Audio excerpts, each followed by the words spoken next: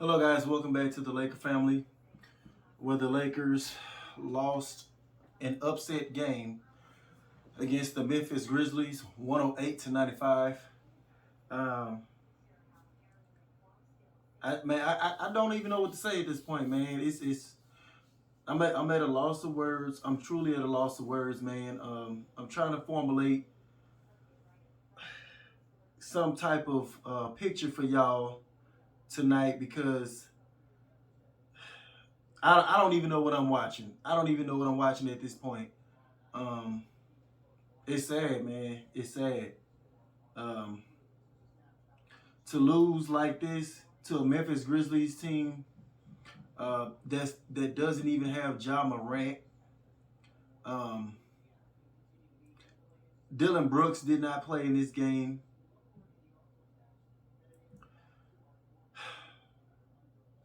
We lost to a bunch of D leaguers tonight. A bunch of D leaguers with Jared Jackson being their only, decent player. And I don't want to poo-poo Jared Jackson. He is a young up-and-coming player. He's got nice handle for his size. You know, he does a lot of things well, as well as a great defender. He had 3 steals tonight, but when you're going up against Anthony Davis is supposed to eat him up, chew him up, and spit him out. These are the type of games that I keep harping on when Anthony Davis is faced with a formidable foe and somebody, especially somebody who is considered lesser than him. He's supposed to kill them.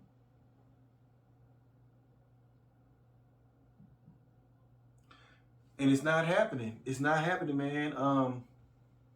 Charles Barkley and Shaq touched on this the other night. And, Charles Barkley has a history of, him and Shaq have a history of being a hater, hating on the modern era, or hating on, especially Shaq hating on every big man that came after him. He hates on Embiid, Dwight Howard, you name it. But in this instance, they were absolutely 100%, 1000% right about Anthony Davis. And it's getting to the point of I don't want to start hating the dude. Um, it's like it's Skip even saw it. It's like Skip mentioned that Anthony Davis seemed to play much harder with the Pelicans than he did with the Lakers. He had that one magical run in the bubble, and where he just looked absolutely elite. It was no question about it that he was the best big in the league. And ever since then, it's just been a downward spiral, man. He's been nicked every other game. And this season, for instance, he hasn't played bad, but he's just not playing up to Laker standards. He's not playing up to what you think a top 5 player should be playing. He's not. He ended up with 22, 8 rebounds, a block, and a steal. It should have been double that. Against this team, it should have been double that. A 40 piece, 45, something like that with a 18 rebound night, 3 blocks, 3 steals. It should have been that. And we're not asking a lot from Anthony Davis, man. It's just, I don't even see the fire, man. I don't see no get up and go. It's just like, oh, well, I'm here, just let me go through the motions. That's Anthony Davis, man. Go through the motions, Anthony Davis. And he was quickly becoming one of my favorite Lakers. Um, especially during the bubble, and then now it's like I'm starting to grow to hate the guy. I don't want that. It's like I'm screaming at the TV at Anthony Davis, like, man, demand the ball, fight, man, do something, do something. What they say? Did you at least pinch somebody out there? He didn't do nothing.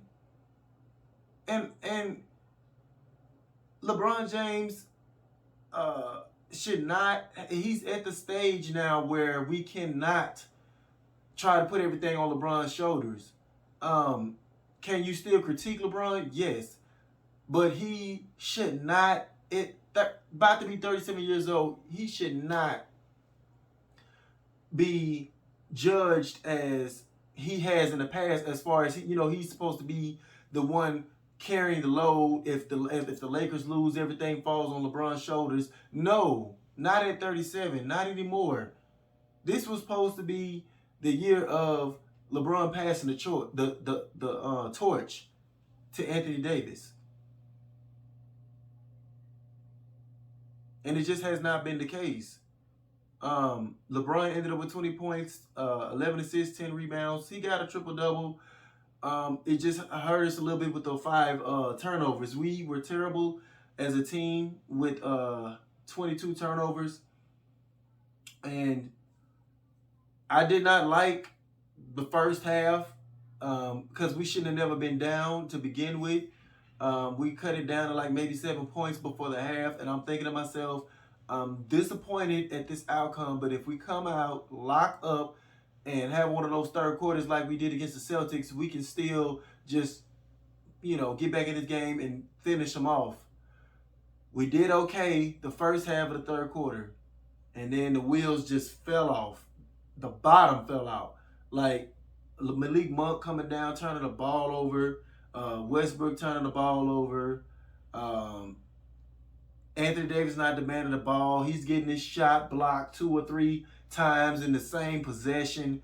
I'm like, you letting Kyle Anderson block your dunk from behind. Just no.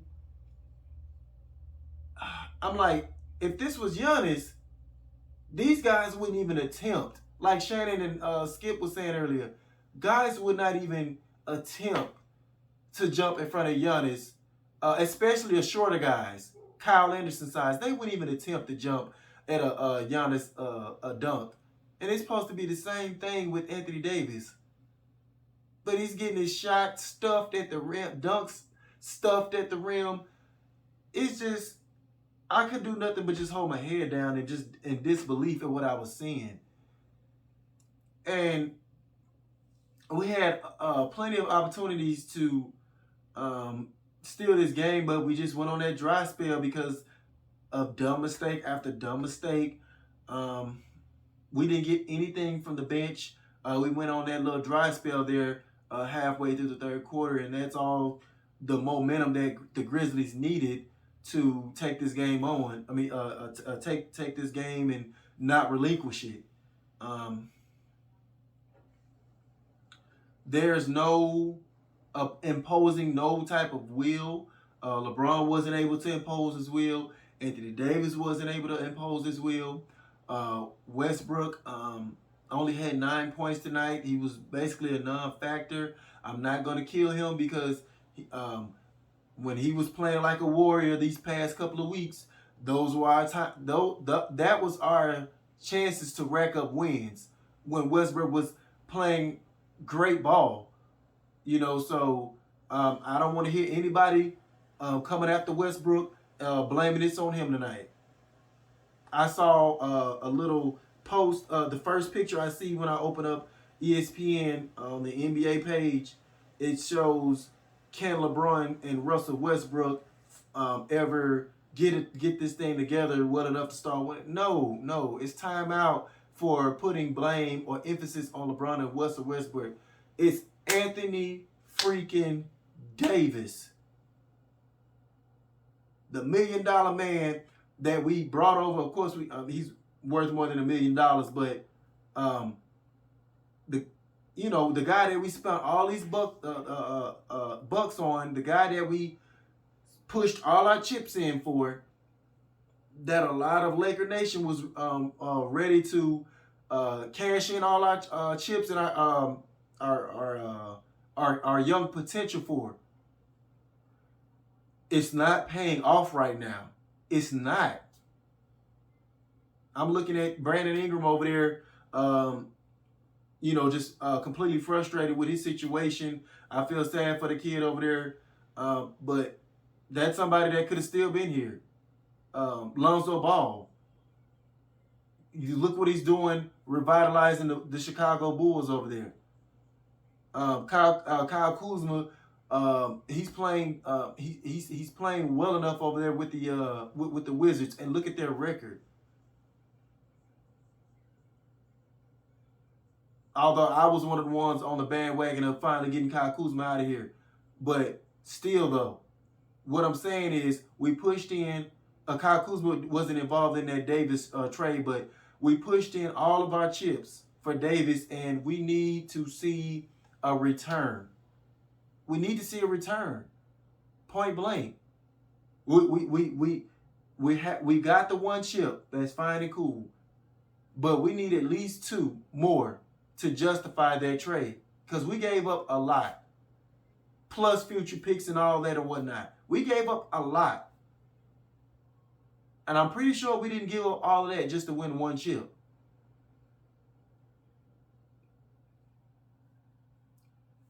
Changes are going to be coming, and coming real fast if we don't get this thing together, man.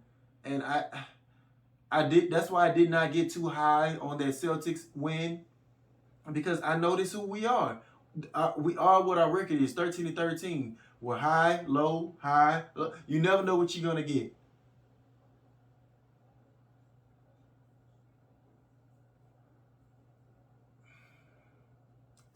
I just don't understand, man. Jaren Jackson Jr.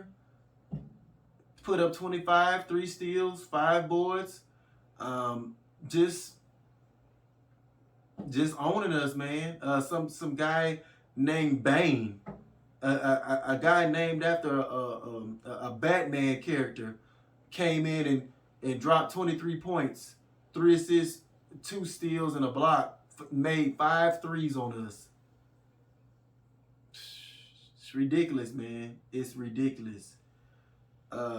We only made 12 threes out of 30 attempts.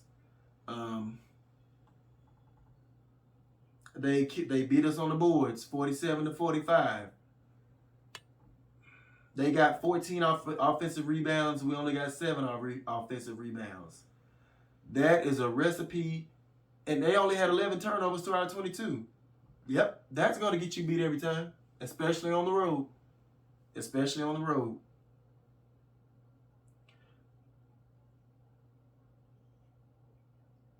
I don't even know whether or not to tell y'all to push the panic button yet, Laker Nation, but it's getting there. It's getting damn close to it. And I just don't see a light right now at the end of the tunnel. I don't. I'm trying my best to be as optimistic as I can about this situation, but the Lakers just not giving me nothing to go on right now. Nothing. It's like anybody can come in and just get a win against us now. We are this close to becoming a laughing stock. This close, if not already. And the only reason why we're still in the 6th seed in the West is because the West has been underwhelming this year. The Nuggets, the Blazers, the Mavericks, you name it, it's been underwhelming. Other than the top 2 or 3 teams, which is the Jazz, Warriors, and I forget the second team. But you know, other than those top teams, the rest of the West has just been very underwhelming. The East is the East has been they've been subpar as well. So I can't say yet that the East has caught or being better than the West. I can't say that either. You see what's going on with the Nets, and they have the #1 seed. Do the Nets really look like a team that can win the championship the way they're playing, even though they have a 17-8 record? You know,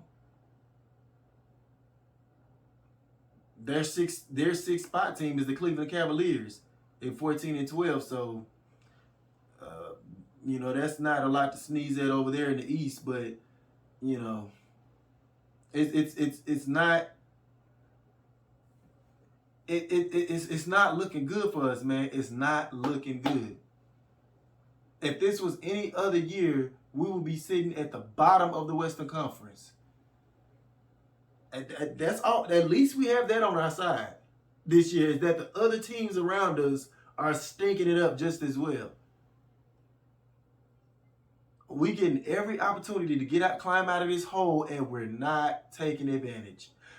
This was our game right here to gain momentum, gain traction. We were like maybe 2 losses out of the 4th seed, which the Grizzlies held.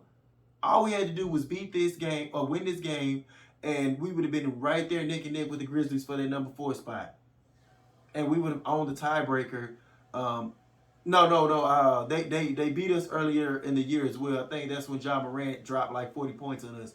But still, we would have been right there neck and neck for the 4th spot if we had won this game. It's sad, man. It's sad. But that's all I got for today, man. Thank y'all for watching. If y'all enjoyed the content, please like, share, and subscribe to help my channel grow. And I'll catch you guys on the next one. Peace.